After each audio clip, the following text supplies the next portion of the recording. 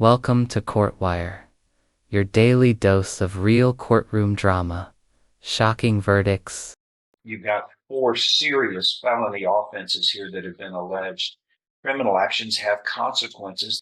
That is all. Hold up for felonies, a new charge, and we are only 8 seconds in. This is not just a criminal history. This is a criminal resume, and the court's about to go line by line. You were in custody, sir. 25 CR 307 is called the State of Texas versus Mitchell Joseph Sylvester. Is that you? Yes, sir. All right. You were here. This is an initial appearance. And Ms. Minaldi has been appointed to represent you. My God. You were charged here with the first-degree felony of aggravated robbery, which carries with it up to life imprisonment if convicted. But it doesn't end there. I'm looking at 4 prior felony convictions beginning in 1980, aggravated robbery.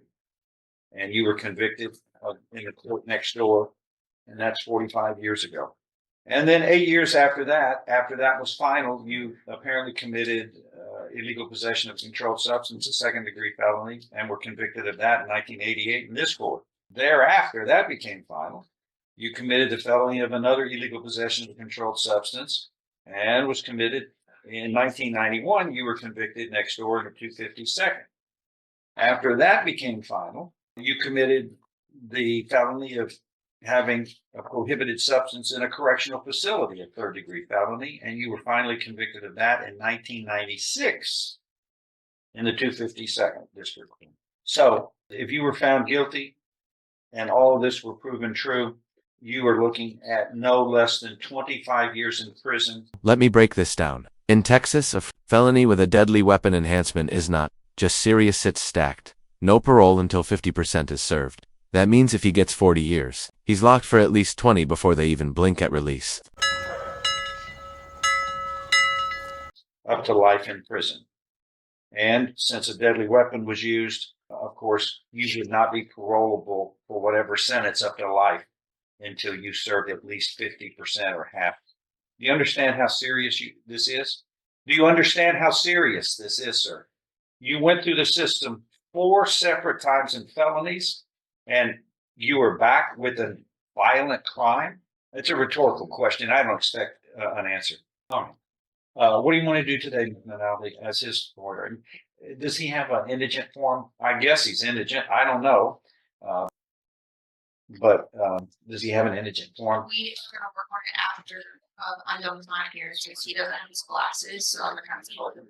There was something done here where 4 things were filled out, just 4 spaces out of this multi-page document, and then it was approved by a magistrate. You just can't make this stuff up. Courtroom comedy meets tragedy. Imagine handing in a school test with 1 answer out of 100 filled and still getting it stamped approved. That's how sloppy this bond paperwork was. Even the judge is baffled. Be fully filled I'm out. going to work with him. It was half done. Yes, sir. I'm sorry. It was 1/10 of 1% done. Your Honor, I believe What is his bond? 25,000 is How way did that too low. happen? I'm not sure, Your Honor, on that. That's, Yeah, who set the bond on that? Because that's just I believe that was Mr. Judge. it's like one of the Jacobsons. And that's problem. Well, I don't know. Maybe I don't know if it wasn't. Maybe they let him out on that accusation on it. He said that the 25,000, but it's alleged that he took a machete and was robbing a game room here, and the lady that he was robbing, she tripped and fell as she ran out the door. Now that's where this case turns visceral. A mother begging for her life while being dragged by the ankle. This is not just criminal. Cinematic. The machete, the chase, the raw fear that will stick with the jury.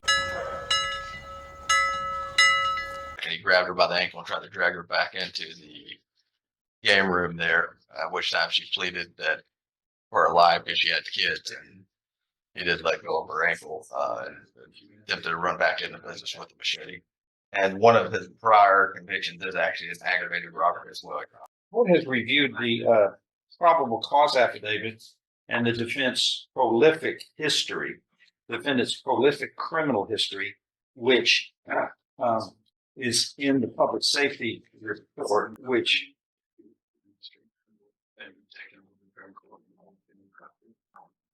12 convictions, and we know that at least 4 of those are serious felony offenses, including violent crime of aggravated robbery, which is what the defendant is now charged with once again. And $25,000 is woefully too low. So the defendant's Boom bond raised for X on the spot. The judge is sending a loud message. You do not get a discount when your rap sheet reads like a novel. And that GPS ankle monitor does not freedom, it's a leash with a signal. bond is $100,000. You must have a GPS device if you post your bond so that we know where you are at all times. When a robbery occurs in this town, we want to make sure it's not you.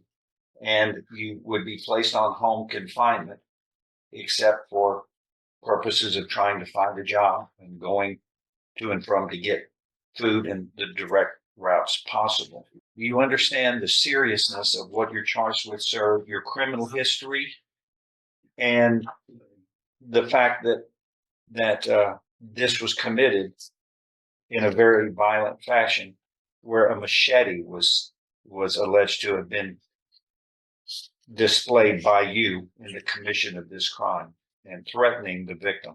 Are you working somewhere right now? How did you post $25,000 bond? Your niece. Who is your niece? Yeah, my brother's dog. Your brother's son. You have been through the system so many times with crimes. You've got 4 serious felony offenses here that have been alleged. That criminal actions have consequences that can hurt.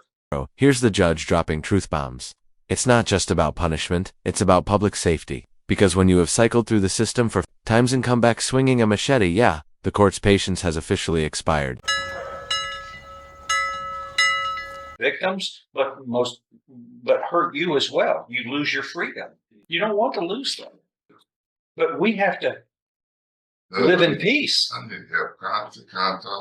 No, talk to this is the lady who's been appointed to represent you. Talk to her first before you say something, because everything you say is, some people want to say something, and when they say something, it can hurt them at trial. They go, well, I did it, but I was really kidding around or something like that. It works against them. So you don't want to speak until you talk to her first. If it's something you need to talk to me, that's fine. But the court agrees with the state that the bond is woefully low, too low under the circumstances and your incredibly rich criminal history of violence. Okay. I want to like an announcement in 4 weeks. Yes, Judge, if we could keep him on the same docket for similar week as Crystal Road, that we reset 5 days. Okay. 5 weeks. Good. Thank you. Yes, ma'am. Thank you. We'll do that. That is all. You were in custody, sir.